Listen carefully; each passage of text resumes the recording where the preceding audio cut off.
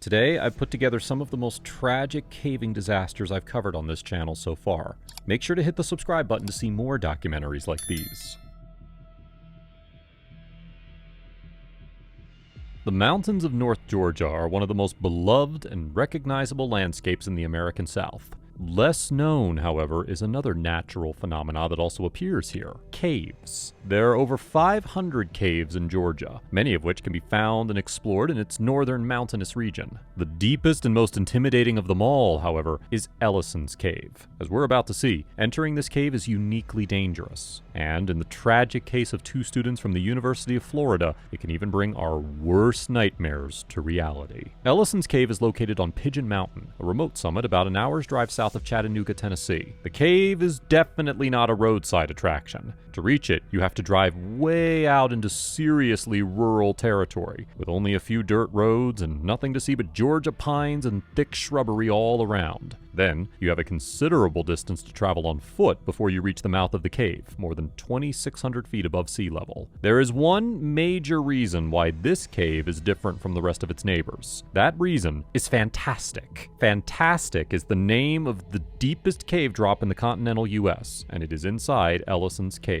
This vertical tunnel descends straight down for so long that if the Space Needle from Seattle were placed at the bottom, only a few feet of antenna would stick out from the top. There are few caves in the world where you'll find a longer distance between you and the ground below you. An average adult who fell from the top of the pit could theoretically open a YouTube video and skip all the ads before hitting the bottom. It is a place that only the most experienced explorers are advised to go to. But sadly, that isn't always who finds their way out here. On Friday, February 11th, 2011, 18-year-old Michael Wayne Peary and 20-year-old Grant Lockenbach were on Pigeon Mountain. They were both students from the University of Florida in Gainesville, and they were there with 8 other people, all of whom wanted to explore Ellison's Cave. Walker County Sheriff Steve Wilson would later report that, in his opinion, the group had, quote, limited novice experience in caving. It's not uncommon for the North Georgia mountains to be sprinkled in snow during the winter months, and that day in February would have been quite cold. To reach the mouth of the cave, the group also had to ascend to a higher elevation, and pit caves tend to be even colder near their entrances during winter months. So it's likely that anyone in this group would have either been heavily bundled up or shivering upon reaching the mouth of Ellison's Cave. What happened next has never been fully explained. All we know is that a backpack, which belonged to someone in the group, fell into the cave. We don't know what was in the backpack, and we don't know for sure who it belonged to, but it seems likely it may have belonged to Grant Lockenbach because he chose to go in after it. Despite multiple warning signs posted outside the cave, and despite the fact that the backpack could have easily fallen hundreds of feet below, Lockenbach strapped himself in and began rappelling down, initiating a slow, untrained descent into one of the deepest cave drops on the planet. Rappelling down such a seemingly endless shaft with limited experience and no research ahead of time is something no experienced explorer would ever recommend. But Lockenbach showed some impressive determination in attempting to retrieve the fallen backpack because he eventually made it almost 150 feet down into the cave. It was at this dramatic point that disaster struck. Lockenbach suddenly became entangled in the rope. He also found himself stuck in the path of a waterfall, relentlessly dousing him in freezing cold water. Lockenbach immediately began hollering up to his friends, crying out for help. It was at this time that Michael Wayne Peary also strapped himself in and began descending to try and help Lockenbach. It's not clear whether Peary ever reached Lockenbach. All we know is that at some point during the descent, he too became stranded. Both Peary and Lockenbach were suspended in peril, unable to help each other and unable to ascend or descend. Meanwhile, the other 8 members of the group remained at the mouth of the cave. It may have been that Peary and Lockenbach were using all of the available equipment, or it may have been that the group decided it wasn't worth risking a third person getting stranded in the cave. Either way, the remaining 8 reportedly continued yelling down to Peary and Lockenbach, desperately trying to figure out how to get them out for about 20 to 30 minutes. Then, something truly haunting began to happen. According to Sheriff Wilson, who spoke with the group of 8 immediately after the incident, the voices of Peary and Lockenbach began, quote, fading off. There are a couple of disturbing explanations for this cryptic phase. One is that Peary and Lockenbach somehow got untangled and began descending even further into the cave. Far more likely, however, is that the 2 young men began experiencing symptoms of acute hypothermia. After losing contact with their friends, the panicked group ran to get help. Local Local authorities, including Walker County's cave and cliff rescue team, soon arrived on the scene. Even with a team of trained professionals working tirelessly, it took an astonishing 8 hours to retrieve the 2 young men. Sadly, and horrifically, both died while suspended in the cave. A man representing Walker County Emergency Management, who was present at the scene, told reporters the following, quote, "With the apparel that they were apparently wearing, which was not conducive for this weather and the ice-cold water, within a very short period of time, it appears they were overcome by hypothermia. The apparel in question turned out to be shorts and t-shirts, which could have easily been less than ideal for cave exploration in warm weather, let alone near freezing temperatures." The man from Walker County Emergency Management also explained that the cave's extreme depth not only makes it dangerous, but one of the most technically challenging caves in the U.S. as well. Following this tragic incident, Sheriff Wilson warned the public that Ellison's cave is, quote, "a treacherous, dangerous cave." There is one other reported instance of a caver getting stranded in Ellison's cave, then dying of hypothermia. It happened back in 1999. There have also been a couple of other serious injuries in the years since. However, the tragic deaths of Michael Wayne Peary and Grant Lockenbach stand out as the most shocking and tragic event to befall this unique cave. Michael played drums in the Gator Marching Band and was studying marketing. Grant was studying sociology, and at 20 years old, he was close to graduation. The University of Florida held a candlelight vigil on campus following their deaths. This story is a heartbreaking reminder of how dangerous caving can be, particularly if you're not well equipped and lack the requisite experience. The Marble Arch Cave system is one of the largest in Ireland. Since its discovery back in the 18th century, the Marble Arches have become a world-renowned show cave thanks to the beautiful limestone karst that adorns the ceilings of the cave's main chamber. But even though the cave has been well developed with plenty of safety features added over the years, the cave still remains a dangerous place for would-be explorers. In 1995, a group of 10 cavers found themselves trapped in a section known as Cradle Hole, which sparked a huge rescue operation, and since then, there have been many more rescues over the years in Ireland's Marble Arches. Grab your lamps and brace yourself as we find out who made it out of the Marble Arches, and as we mourn those who weren't lucky enough to escape the deadly tunnels deep beneath the Irish wilderness. Earliest maps and the formations of the cave. In 1732, Reverend and Dean of Killaloe, William Henry, became the first person to publish a written history of the above-ground section of the cave in his book, A Natural History of the Parish of Killshire, by Reverend William Henry, rector. In his book, he wrote about the spring of water where the Claddagh River exits the underground aquifer and continues its flow on the surface. He also describes 3 large sinkholes that would later lead spelunkers to discover the Marble Arches. William Henry descended into one of the sinkholes, but he only made it about 300 feet into the cave before returning back to the surface. Over 100 years later, in 1895, Lister Jamieson and Edward Alfred Martel ventured over 1,000 feet into the cave using a canvas boat. During their expedition, they found the place where the Sra Croppa, Owenbryn, and Aganron rivers meet. The path took them to the Grand Gallery, and they traveled further to the cave's pool chamber. The oldest parts of the cave contain uranium minerals, which were found to be 320,000 years old. These minerals were present in the ground long before the birth of the Marble Arch caves. Later, samples of pollen near the sandy banks of the cave show that the main sectors date back between 35,000 and 75,000 years. The Marble Arches are the perfect place to learn about the geology of caves with their wide spectrum of formations like vadose passages, speleothems, boulder fields, and phreatic tubes. By the early 1900s, cavers started exploring the plateau and found a pit cave next to the 3 larger sinkholes on the plateau. Descending into this pothole showed a new entrance to the pool chamber. In 1908, the Yorkshire Ramblers Exploration, Mountaineering, and Caving Club conducted a test to map the underground water flow between multiple cave systems in the area. They used red dye to find that the Aganron River connected to Upper Cradle Hole, which extended the size of the Marble Arches. Following their work in the Marble Arches, the Yorkshire Ramblers Club has continued to make surveys and explore landscapes all over the world, both above and below ground. The discovery of the connection at Cradle Hole was monumental.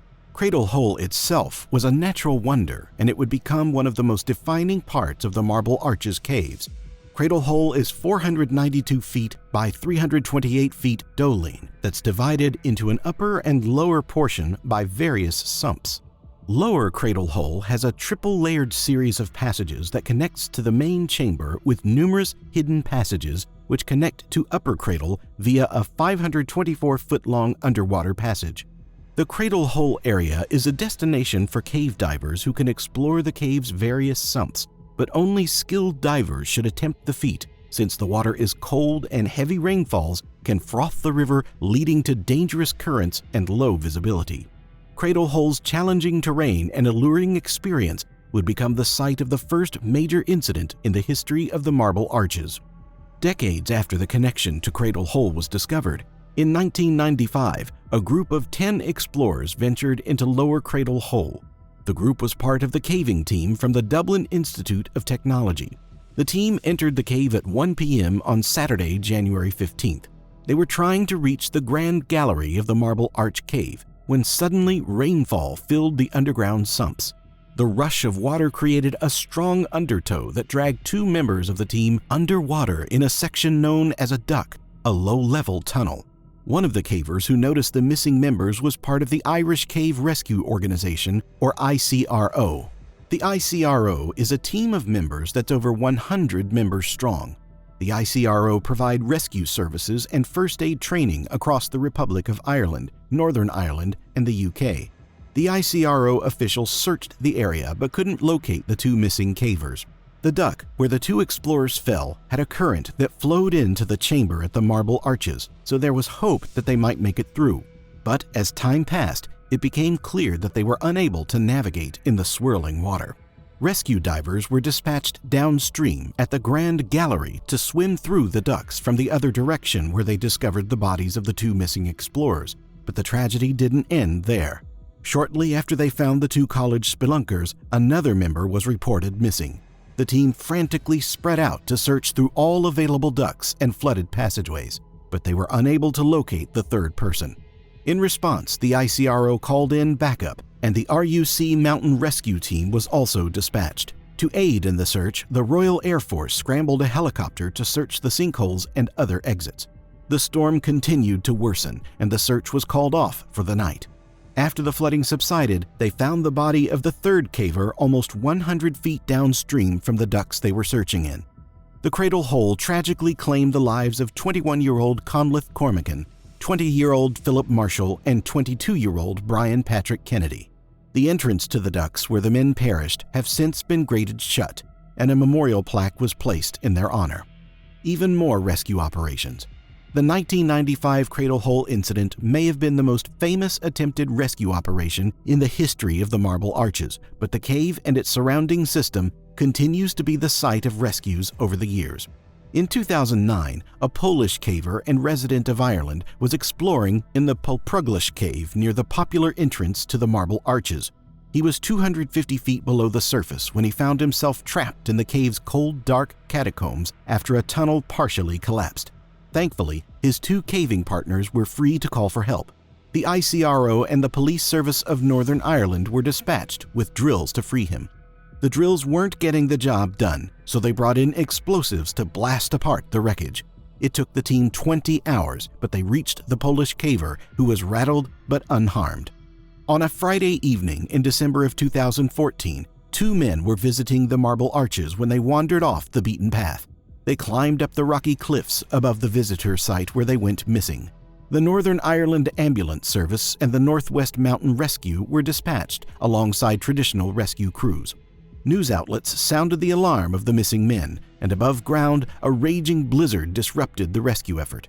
Eventually, emergency personnel made miraculous contact with the men after they called for help on their cell phones. Normally, caves are insulated by hundreds of feet of solid stone that make them impenetrable to cell phone signals, but thanks to the development of the cave, the signals were boosted near the visitor area, which gave the men just enough reception bars to make the call. Through their communication, the rescue team was able to guide the 2 men back to safety, and neither of them had any injuries other than the biggest scare of their lives. 4 years later, in 2018, A party of 4 went caving in the Marble Arch Natural Reserve on Easter weekend. The team split into groups of 2 and went out to explore different areas. They agreed to meet back at their camp at nightfall, but only one pair showed up. After waiting for a few tense hours, the pair called the ICRO to their campsite at the Quilca Mountain. The ICRO sent a 12-person team into the Marble Arches with another 10 on standby in case the search was unsuccessful. Meanwhile, the Northwest Mountain Rescue Team sent 11 people into the above-ground wilderness in search of the lost man and woman. Thankfully, the cavers were well prepared with documented plans for their routes, which helped the rescue efforts. Even with a clear starting point, it still took the team 7 grueling hours in the dead of night to track down the missing cavers. The rescue team finally made contact with the pair in the Cascades Rising Cave and guided them to the surface. The 2 were cold and wet, but they were happy to be saved. Transformation into a tourist hotspot. The Marble Arches underwent development in the late 1900s to turn the main cave into a tourist destination. Concrete walkways were installed, lighting systems were added, guardrails were placed, and stairs and metal tunnels were created to make the cave safer for visitors. There's even a unique dining experience for adventurous foodies. All known entrances to the cave have since been sealed with gates to prevent unauthorized access and help prevent accidents. The more exotic and untouched portions of the cave remain open to brave explorers and researchers, but only upon permission from the cave management team. The management team at the Marble Arches occasionally host emergency planning exercises to help cavers, employees, researchers, and interested people who want to learn crucial survival tips during underground emergencies. In 2018, 10 organizations took part in the exercise, including the Irish Cave Rescue Organization, fire rescue teams, and even the Coast Guard. Since rescue operations often involve multiple agencies, routine exercises like these help the different organizations work better together to avoid bureaucratic snags and communication errors during critical life-saving windows. The Marble Arches are one of the best caving tourist attractions in Ireland. The cave's gorgeous structures and intricate tunnels attract novices and veterans from all across the world. But even though it's got well-developed sections with tons of safety features, the cave still remains dangerous for those who wander off in the twisting, slippery caverns deep below ground. The Sierra Juarez mountain range towers over the majestic land of Oaxaca in southern Mexico. Beneath these tall mountains and lush forests lies the Cheve Cave, an expansive network of tunnels that stretches 47 miles in length, with its deepest point tunneling down close to a mile into the earth. The cave's unique structure has challenged explorers for decades, and cavers were convinced it was the deepest cave on Earth. Beyond its challenge, the cave is also home to a number of dark secrets. The Cheve cave system was formally discovered in 1987, but archaeologists have unearthed relics that date back to the year 1250 AD. Scientists found knives that were used to slice open sacrifices before the bodies were sent to the deep abyss of the Cheve cave below. And on March 1, 1991, the cave claimed the life of a young caver who wanted to be one of the historical few to brave the depths of this mysterious cave. Grab your rappelling gear and get ready to explore the dark history of the Cheve cave. The discovery of Cueva Cheve. The Cheve cave, known locally as Cueva Cheve, was first discovered by Carol Vesely and Bill Farr during their Proyecto Papalo expedition project. They originally explored a sinkhole in search of a larger cave. There they found a fissure they dubbed Grieta de los Bichos because of the gnats that swarmed them as they first began their descent. Exploring further, they found more fissures that dropped down in stages before reaching another large chasm. The chasm proved too difficult, so they left the area and went to search for larger caves. Carol said to Bill, "Wouldn't it be great to find a really grand Mexican-style entrance?" And right on cue, they discovered the entrance to Cueva Cheve, a 98-foot hole beneath a 22-foot-tall waterfall at the base of a limestone cliff. Carol and Bill went on multiple expeditions and later published their findings in a report from 2001 with the Association for Mexican Cave Studies. The Cueva Cheve cave is the second deepest cave in the Western Hemisphere and the 11th deepest cave in the world. But while it's not the most impressive on paper, the structure of the cave presents an incredible challenge for any intrepid explorers. Geologists have mapped the cave from the surface and found that it spreads across 47 miles. But by the early 2000s, only 6 miles had been formally explored. 3D mapping of the cave showed that the Cheve cave has 3 distinct levels formed by an underground river. The river began eroding the cave millions of years ago when the cave first formed from the tectonic shift that pushed the Sierra Juarez Mountains up and out of the Gulf of Mexico. The upper layers of the cave are fossil tunnels where the river once flowed through, but have since dried up, while the active river courses through the lowest levels of the cave. Although the upper portions aren't easier to traverse, the cave represents a massive challenge for would-be explorers. Close to 2 miles of rope needs to be rigged, and teams of 4 cavers need to transport oxygen tanks, fins, and other heavy scuba equipment close to a mile before reaching the first of 2 underwater sumps. Along the way, early explorers had to establish 3 camps, but later ventures would add another 4 camps in the sprawling abyss. However, the challenges of Cueva Cheve didn't stop people from pushing the limits of cave exploration. The ancient history of Cueva Cheve.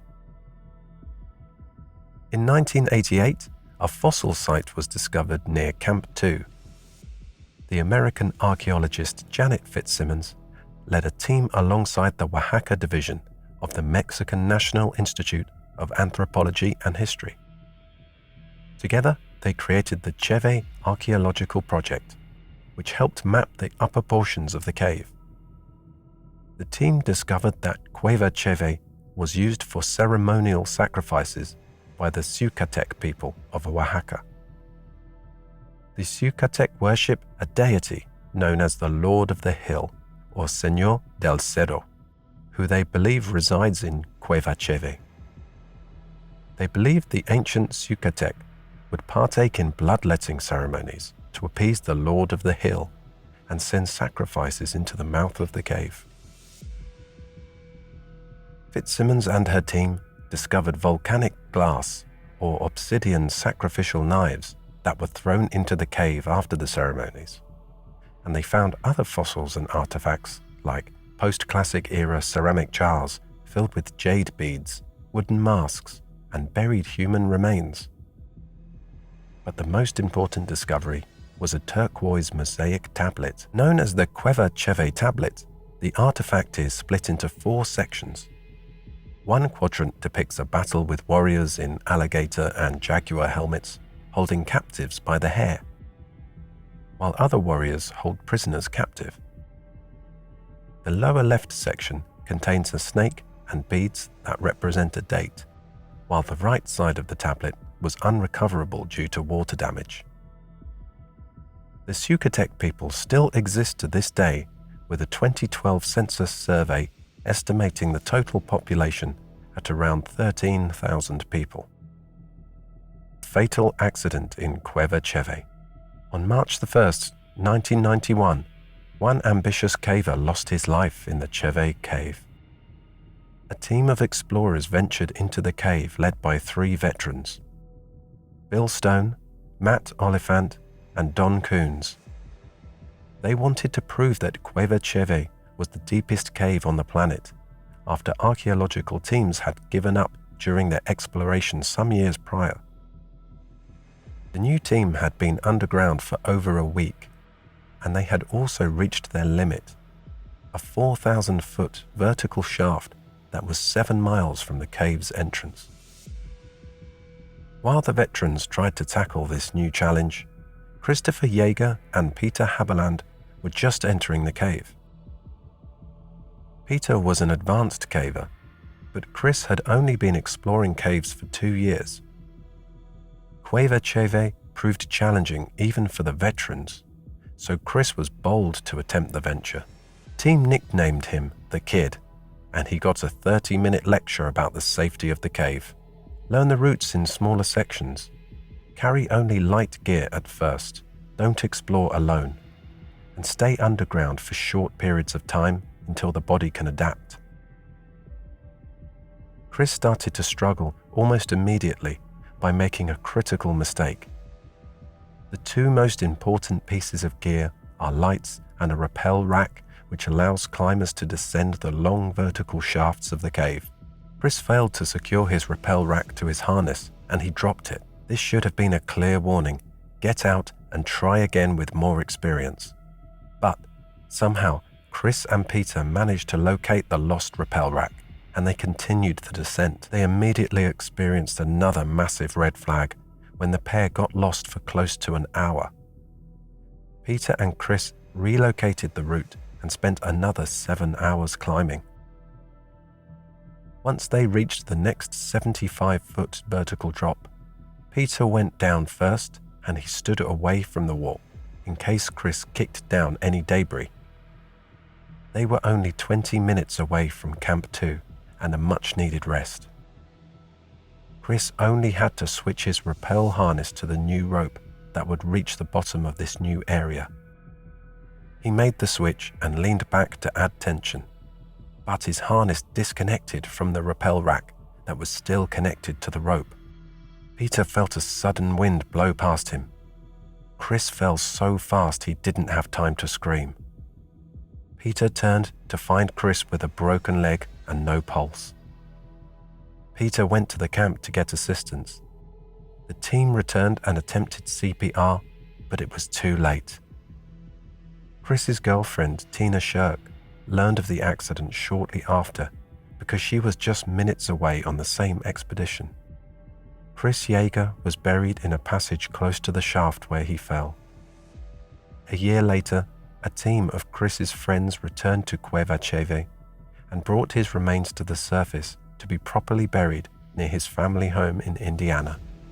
In spite of the tragedy, further expeditions sought to prove that these Mexican caves were the deepest on Earth, but explorers kept getting stuck in what was dubbed a terminal sump, a closed-off waterway at the bottom of the cave. Exploring deeper into the Cheve Cave. In 2003, a team from the United States embarked on an expedition to finally explore the Cueva Cheve past the sumps. The first sump was 459 feet long, while the second was almost 1,000 feet long. Between the two sumps ran an underground stream which flooded the sumps. With new equipment and more experience than previous explorers, the US team pushed past the two sumps and set out to explore more of the Cheve Cave. On the other side, they found that the stream between the sumps fed into 3 underground waterfalls. The largest waterfall was over 196 feet tall, and it ended in a 262-foot-long lake. The team had no time to explore the waterfalls, but this discovery would prompt even more journeys into the cave over the next 20 years. The team also found a tunnel that had collapsed years ago, blocking the path forward. In 2017, a team of 12 elite explorers trained in both climbing and diving from the United States Deep Caving Team set out to see if the Cueva Cheve connected to the Cueva de la Mano. If a connection existed, then it would make the Cueva Cheve system the deepest cave ever found. The 2017 Cheve Cave was supported by 65 people from 11 different countries who staged the gear all the way to the first sump. It took this enormous team of support staff a month to set up the route for the 12 specialists. The 12-person team was split into teams of 4 who would spend the next 3 months exploring the depths of Cueva Cheve. 10 weeks into the expedition, they failed to find the connection they were hoping for, but the journey wasn't a total loss. Instead of finding what they were searching for, they found an ascending tunnel in the opposite direction. The team expected the tunnel to be a parallel route or a dead end, but they discovered a drainage divide in a new chamber. This newly discovered area also had strong winds, which was a huge surprise. In 1989, the wind in the known regions of the Cueva Cheve had completely stopped at the location of Camp 3. After this discovery, the team found a new major cave named Juniper CL6. The dimensions they measured in Juniper CL6 didn't match any of the previously known parts of the Cueva Cheve, and the explorers theorized that this may be the master cave of the Sierra Juarez Mountains. While the team was eager to explore the new cave, they ran out of rope about 130 by 130 foot borehole, so they couldn't push any further. The team went back in 2018 to explore the cave now known as Cueva de la Peña Negra, or Cave of the Black Cliff. 3 additional camps were created for this new venture, with a base camp of roughly 4 people who could communicate to all 6 underground camps via a wire Michi phone system that could last hundreds of hours on a single 9-volt battery. The team found 4 connection points to Cueva Cheve, which redefined the upper portion of the cave. The first level is actually just a side passage of the Cave of the Black Cliff. The team also explored half a mile of the deepest section of Cueva Cheve, but they found no additional depth. In 2019, the team returned to explore a section of breakdown near Camp 3. Breakdowns are regions where the cave has collapsed from a variety of possible causes. The area they explored is called the Mad Hatter Breakdown, and they succeeded in pushing past the collapsed rock. Once on the other side, they found another breakdown dubbed Mad Cow. This new area was in a borehole 200 meters above Sump 1, and the new area also had strong winds. Both of these features meant that the team was close to finding the long sought-after bypass to Sump 1.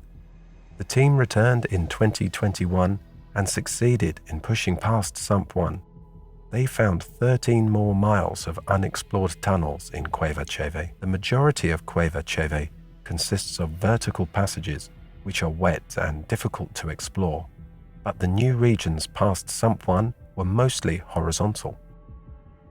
The team discovered a 246-foot high region known as Harmony Hall, and they continued to explore to a region 1,968 feet below the village of San Miguel Santa Flor. Their efforts are ongoing, and they have 2 goals for 2022. Find new entrances near the village of San Miguel Santa Flor and explore more of Peña Negra. That's the story of one of the Cheve Cave, one of the deepest caves in the world that's home to a history of bloodshed. Who knows what secrets explorers will continue to unearth over the coming years. Stevens Gap is one of the most beautiful caves in the world. Its massive pit, with an almost biblical beam of sunlight cascading from above, is tailor-made for Hollywood movies. The entrance to the pit is supposedly one of the most photographed in North America, and it's easy to see why. But despite its apparent serenity, Stevens Gap is also known for devouring explorers alive, and recently the gap has claimed more lives than usual. Stevens Gap is located in Jackson County, Alabama, about 30 miles east of the state's most populous city, Huntsville. It's fairly easy to reach by car. If you're traveling from Huntsville, the drive will only take you about a half hour. The entrance to the Stevens Gap Callahan Cave Preserve is only a little ways off the freeway, making it much more accessible than other similar caves around the world. While it's easy to travel there, actually getting into the cave is more complicated. In order to visit Stevens Gap, you're required by law to get a permit. The preserve is privately owned, and Stevens Gap is protected by the Southeastern Cave Conservancy, the largest land conservancy in the world dedicated entirely to protecting caves. This sounds intimidating, but aside from the mild inconvenience, these permits are probably fairly easy to get. One of the unique things about Stevens Gap is that you don't have to be an experienced cave diver to go inside it. In fact, it is possible to walk into the main pit with no more equipment than some decent hiking boots. Some visitors have even been able to camp inside the cave. although other sources give the impression this has either never been allowed or is not allowed anymore. Most people seem to agree the permits are a good thing, as they help regulate the influx of visitors and preserve the cave. Even with the permit requirement, the cave is still a very popular spot, with applicants needing to reserve their time slot around 2 to 3 weeks in advance. It's safe to assume the majority of visitors to Stevens Gap do so on foot. However, there is a smaller subset of more daring visitors who opt to rappel down. Doing this can be both visually stunning and adrenaline pumping. From the opening in the ceiling, measured from the edge of the hole, the bottom of the pit is a whopping 143 feet directly below. This large vertical passageway, which is often described as the keyhole, is quite wide and roughly cylindrical in shape. This is the spot from which sunlight pours into the underground cavern, and it is arguably one of the main features that makes this such a popular spot for photographers. To descend midair along this ray of sunlight is nothing short of a caving enthusiast's dream, but it is not for those who don't have proper equipment or lots of prior experience. Frighteningly, even when you're experienced and you bring all the necessary gear with you, things can still go wrong. At Stevens Gap, when they do go wrong, they go really wrong. And in 2019, more than one unfortunate visitor met their demise at the bottom of Stevens Gap. Event 1. Juan Gerardo Cruces. The first life to be claimed by Stevens Gap was that of Juan Gerardo Cruces. Juan was from Madison, a small city on the opposite side of Huntsville from Stevens Gap. Juan was born in November 1994, so in the spring of 2019, he was just 24 years old. According to reports, Juan left his home on Thursday, April 11th, to go hiking by himself. All that was apparently known by friends and family at the time was that he was planning to hike in Jackson County. It's possible that Juan himself wasn't sure where exactly he wanted to hike. After all, traveling alone leaves ample room for spontaneity. Although we don't know for sure, it seems likely that going off to spend the day alone hiking was not unusual for Juan, as there are no reports that his family was worried about him, at least not at first. However, when Juan never came back that evening, his family filed a missing persons report. The following day, which was Friday, April 12th, the Jackson County Police began an investigation into the whereabouts of Juan Gerardo Cruces. Knowing that Juan was out hiking probably helped to narrow the search right from the beginning, but the police still had a fairly large range of possible places to look. Jackson County is well over 1,000 square miles, and there are numerous areas full of hiking trails. After some time, Jackson County Police came across Juan Gerardo Cruces' car, in the place they were probably least hoping to find it, the parking lot at Stevens Gap Callahan Cave Preserve. This must have sent a chill down the spines of the officers. Stevens Gap is a well-known landmark in the area and not at all a place you want to have to look for a missing person. Fearing the worst, Jackson County Police quickly notified the Scottsboro-Jackson County Rescue Squad, who came to help search the area. They searched all over the park, the trails, and even in some parts of the cave.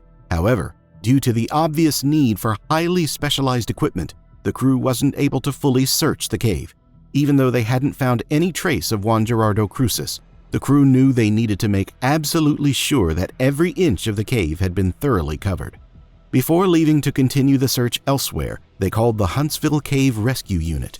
As their title suggests, this unit showed up with all the necessary equipment and expertise to descend into Stevens Gap and conduct a total search of the infamous keyhole.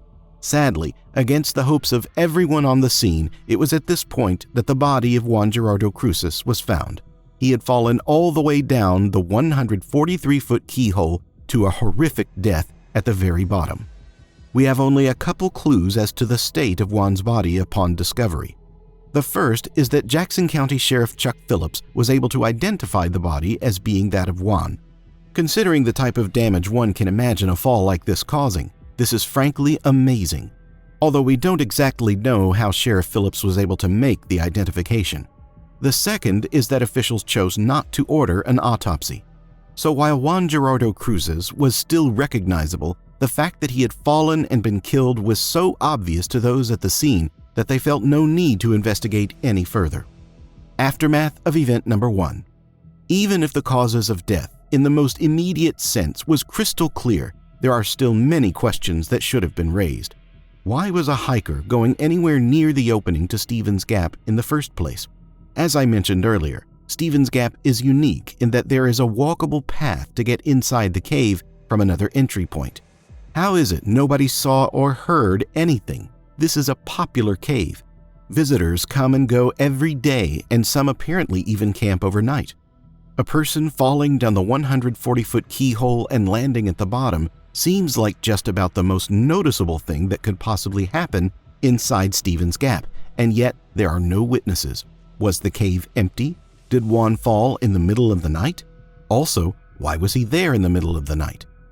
Another question, which is probably least to cross the mind of anyone who hears this story, is that of whether Juan fell or jumped.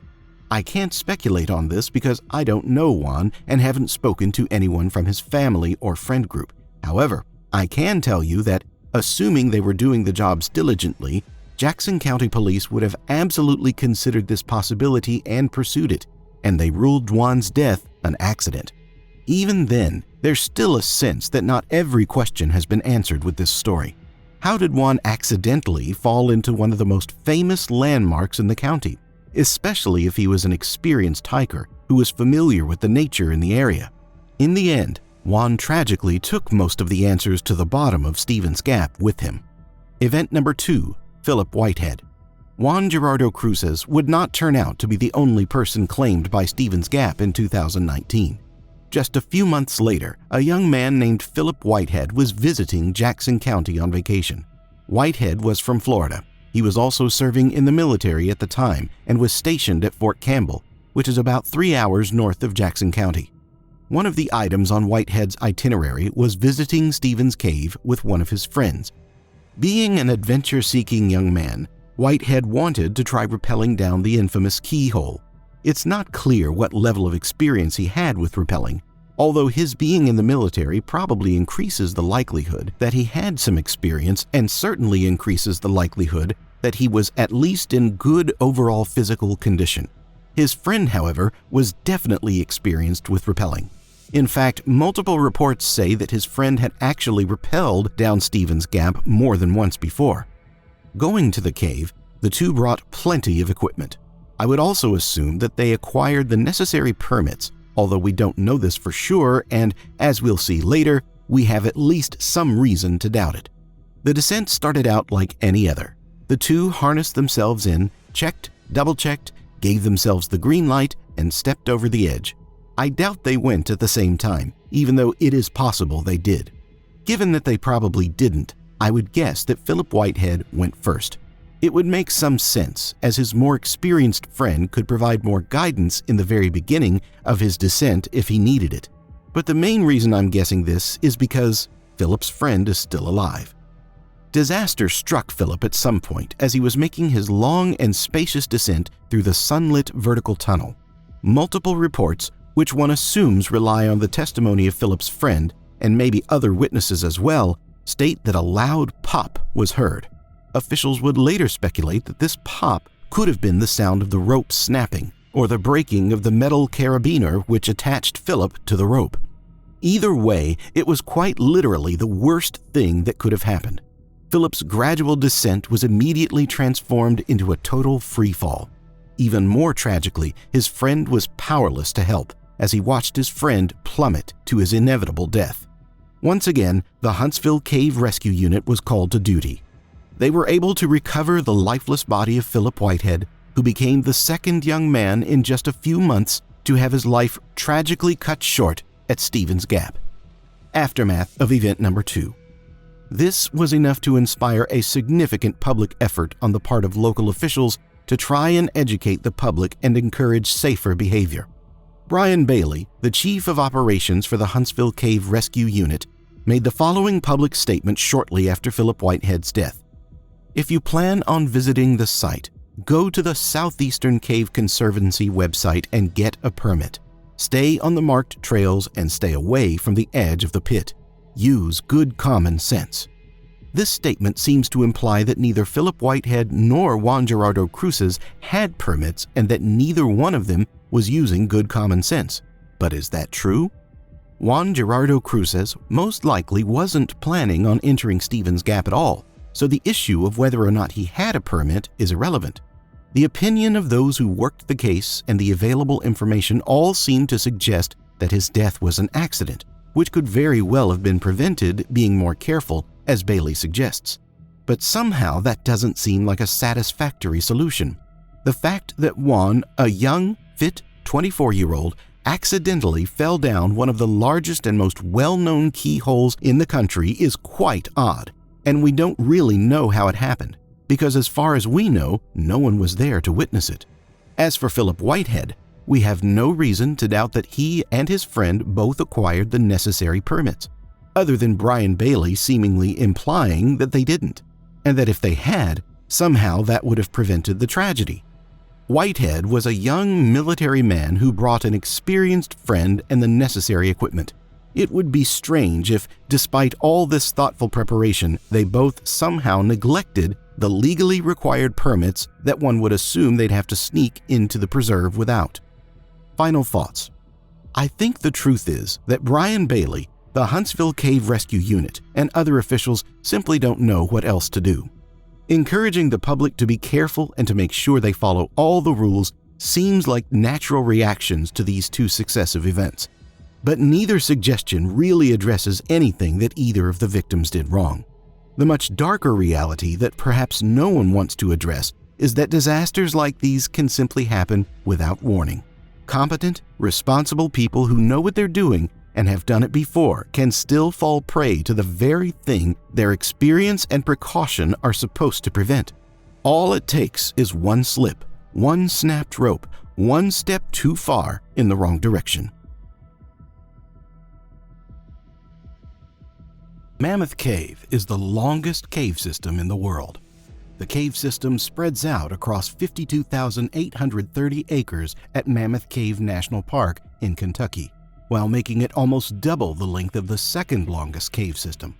Explorers have unearthed human remains at the site. Some were part of ritual burials, and others died while exploring the cave's vast tunnels. The allure of Mammoth Cave brought explorers from far and wide to search for new entrances, and one intrepid explorer found a separate cave that became the site of a rescue operation that captivated the entire country. The most recent rescue operation in the Mammoth Cave area even happened earlier this year in 2022. Grab your lights and get ready to explore Mammoth Cave and the small cave nearby, which was home to one of the most tragic caving accidents in history. History and geography. Mammoth Cave is made from layers of limestone, otherwise known as strata, with a layer of sandstone on top. Both of these materials work together over millions of years to develop the cave's intricate tunnels, and they combine to make the cave stronger and more resistant to tectonic shifts. The layer where the limestone and sandstone meet creates small passages in the cave's epicarstic zone. These small tunnels provide runoff to the lower limestone layer, which pools to form the Mammoth Cave's intricate tunnel system. The above-ground rivers lead to the southern region of the cave to create an enormous sinkhole known as the Cedar Sink, which extends 300 feet into the earth. The bottom of the Cedar Sink has a massive drainage area, which spreads out over 7 acres. The longest passage of Mammoth Cave stretches out to an astonishing 420 miles. Researchers and spelunkers have found mummified remains at Mammoth Cave dating back to the pre-Columbian era, or prior to 1492. Another set of remains was found in 1935, crushed under a huge rock. Archaeologists call the Native American victim Lost John, and they believe he was a miner who accidentally broke a boulder above him, leading to a landslide. This body was later given a proper burial deeper within the cave, but it wouldn't be the only time a boulder would cause a tragedy in the vast Kentucky cave system. Mammoth Cave holds a special place in the history of archaeology as well. Researchers found artifacts that were used by ancient explorers who visited the cave. With these tools, researchers tested a technique called experimental archaeology, where teams would explore the cave without modern harnesses, lights, and other caving equipment. Instead, they tried exploring using recreations of the ancient technology they found in Mammoth Cave. This technique tested the equipment and technological level of ancient societies, and it gave researchers first-hand knowledge of the physical challenges the original cavers had to face. Mammoth Cave is also home to a vast underground river with rock formations that mirror Gothic architecture, like the Wells Cathedral and the Sainte Chapelle. During rainstorms, the interior of the cave can be shrouded in a layer of dense fog to create an unmistakably eerie atmosphere. The earliest written history of the cave dates back to the Pollard Survey in 1791, just 15 years after the American Declaration of Independence was signed.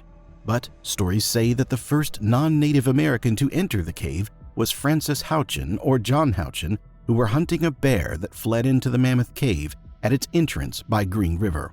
Shortly after it was first surveyed, Valentine Simons began mining the cave for saltpeter, one of the major ingredients in old gunpowder. For the next 50 years, the cave was bought and sold until Stephen Bishop began exploring the cave. Stephen was one of the first African-American cavers. At the time, he was forced to work in the cave since emancipation hadn't taken place yet. In spite of his tragic work conditions, Stephen became one of the first people to map out Mammoth Cave as he braved depths that no one had ever ventured to before. He served as a guide for tourists, and he christened the majority of the cave's famous features, and many of these names still stand to this day. Floyd Collins and the Mammoth Frenzy. In the early 1900s, Mammoth Cave was at the heart of the Kentucky Cave Wars, where local companies fought to attract tourists to the various caves in the area. Landowners and cave tour guides would sabotage competitors with fake signs to drive people away from Mammoth Cave, since it was the biggest attraction in the area.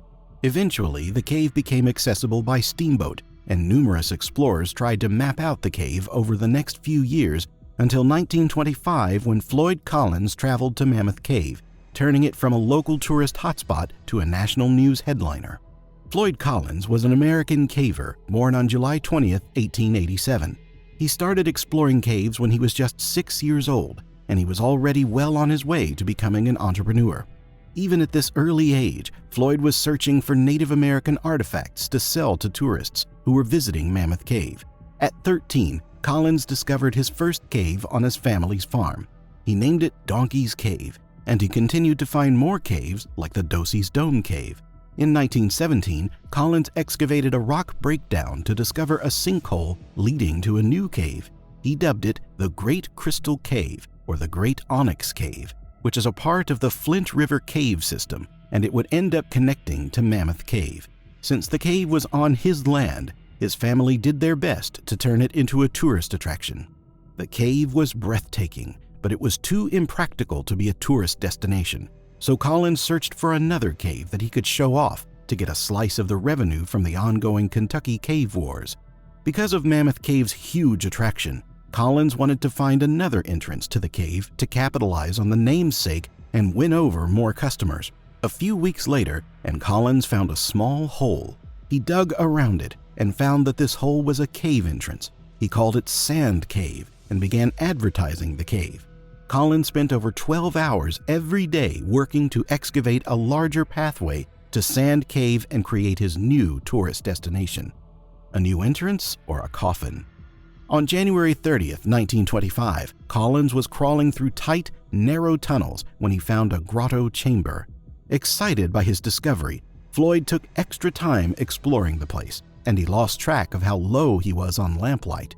He quickly left the grotto and tried to speed through the tight passages to the surface. In his frantic rush, he jerked, knocking over his lamp. As the flames died out, leaving him in a casket of darkness, Floyd's sudden motion sent up a vibration on the side of the passageway, knocking a 27-pound boulder that pinned his leg to the floor of the cave. As a veteran caver, Floyd could easily lift the boulder in normal circumstances, but he was stuck in a cramped crawl space, and he didn't have the proper leverage to move the stone. He was trapped 150 feet from the exit of Sand Cave. When Collins didn't arrive home, his business associates went searching for him. They quickly found that he was stuck in the unexcavated cave, and they sent him crackers for some nourishment as they formulated a plan. The team quickly assembled fellow cavers, engineers, and geologists across the state to rescue Collins. They sent him an electric light so he could see, and the bulb helped provide some much-needed warmth in the damp crevice. The team worked around the clock for weeks. On February 4th, the passage Collins initially entered collapsed in 2 different places. The rescue ops determined the entrance unsafe, so the team brought in miners to dig a shaft to extract Collins from the cave. Meanwhile, the story spread like wildfire in the cave-crazed region of Kentucky.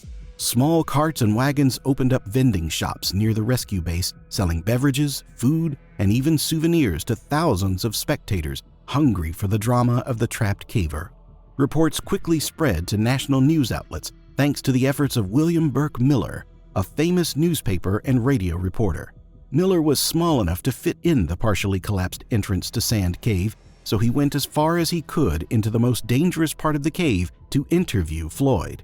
He would later win the Pulitzer Prize for his journalistic efforts. Back at Sand Cave, the hordes of sightseers got so massive that Kentucky officials dispatched their state troops to keep the peace. The mining crew dug a 55-foot shaft followed by a horizontal tunnel to the side of Collins. It took the crew 17 days to reach him, but they were too late. On February 16th, Ed Brenner, one of the miners, reached Collins to find him cold and dead. The crew tried to send a doctor down, but he was unable to reach Collins. They brought Floyd's friend, Johnny Geralds, into the tunnel to identify, and he was pronounced dead. The access tunnel was positioned too far to the side of Collins, so the team couldn't remove the rock, and Collins was buried in Sand Cave. Months later, he was exhumed and buried at the Mammoth Cave Baptist Church Cemetery. To make the tragedy even worse, Collins' dream was impossible, even if he had made it out. Sand Cave wasn't connected to Mammoth Cave. He died searching for an entrance that wasn't there. The huge publicity of the tragedy caused local officials to band together to create the Mammoth Cave National Park, which still exists today. The 2022 Scare. On February 20th, 2022, Mammoth Cave itself made headlines when reports rang out about a woman trapped in the sprawling abyss. Original reports hinted that a novice tourist suffered a fall, but in truth, the woman was a 60-year-old experienced spelunker. She was working on an expedition with the CRF, the Cave Research Foundation, to explore unmapped portions of the world's longest cave. The Cave Research Foundation started because of the Kentucky Cave Wars and the frenzy over Mammoth Cave. They studied the Floyd Collins Crystal Cave and branched out to other caves in the area. Now they're part of the National Speleological Society, and they sponsor expeditions to help protect and conserve caves and to advance more research into caves. The CRF was still finding new entrances to the Mammoth Cave as recently as 2005. The CRF researcher was 2.5 miles into the vast underground labyrinth of Mammoth Cave when she fell and injured her shoulder.